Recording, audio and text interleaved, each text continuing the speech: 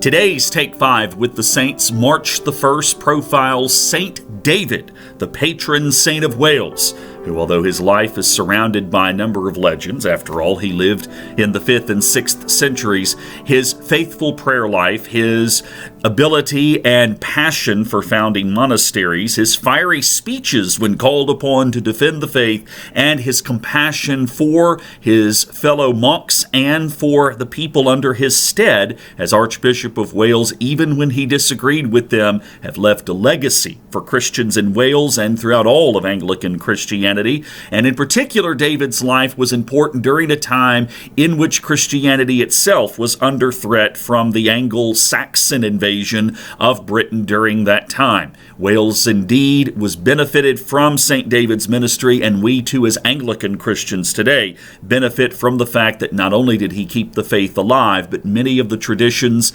preserving some of the relics of Celtic Christianity, but also the importance of how we live together in community, are still very important parts of our faith to this day. Our lesson that goes with his feast day today comes out of 1 Thessalonians chapter 2, verses 2 through 12. We had courage in our God to declare to you the gospel of God in spite of great opposition. For our appeal does not spring from deceit or impure motives or trickery, but just as we have been approved by God to be entrusted with the message of the gospel, even so we speak, not to please mortals, but to please God, who tests our hearts. As you know, and as God is our witness, we never came with words of flattery or with a pretext for greed, nor did we seek praise from mortals, whether from you or from others, though we might have made demands as apostles of Christ. But we were gentle among you, like a nurse tenderly caring for her own children. So deeply do we care for you that we are determined to share with you not only the gospel of God, but also our own selves, because you have become very dear to us. You remember our labor and toil, brothers and sisters. We work night and day so that we might not burden any of you while we proclaim to you the gospel of God.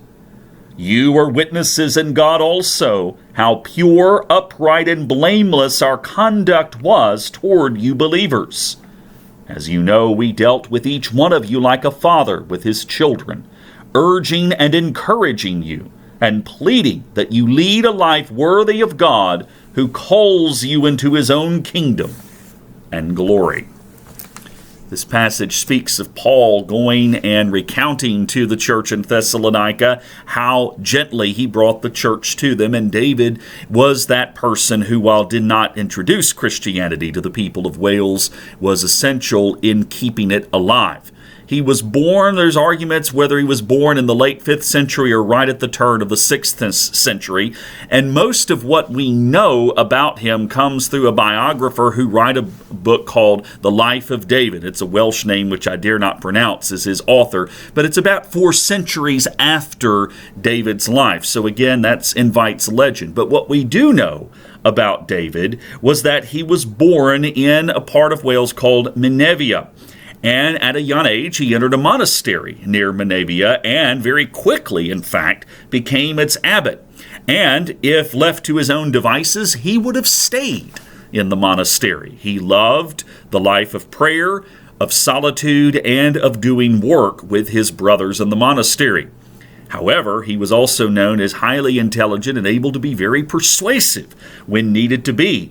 And at one point during a controversy in Britain over what became a very well-known heresy within the church called Pelagianism, which was started by a British abbot, in fact, named Pelagius, who believed that there was no original sin and that men and women had the ability to achieve perfection in God through their own abilities. This is not a debate about Pelagianism versus Augustinianism, but needless to say, this is what David was pulled into, was a synod on this, and he was so persuasive in arguing against the case of Pelagianism, that the Archbishop of Wales at that point, Dubricius, chose him as his ultimate successor to become what was called the Primate of Wales. As the Archbishop of Canterbury is the Primate of the Anglican Church, Michael Curry is the Primate of the Episcopal Church in the United States.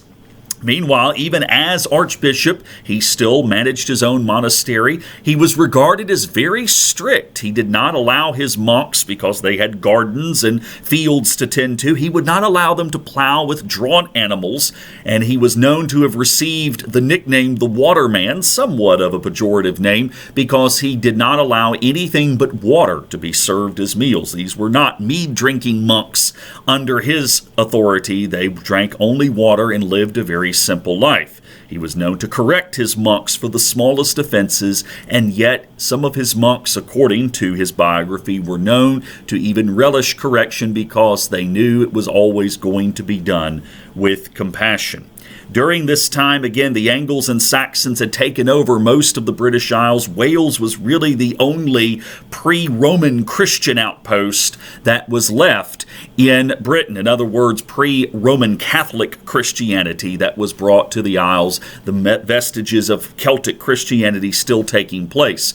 And it was his founding of more monasteries, his ability as a bishop to continue to minister to his people, and the fact that ultimately the place where he established his monastery, the area near Menavia, became known as Tadui Sant, or the city of St. David. To this day, David remains the patron saint of Wales, the figure that is regarded, like Patrick in Ireland, as the essential figure of the essence and the values of Christianity among the Welsh people.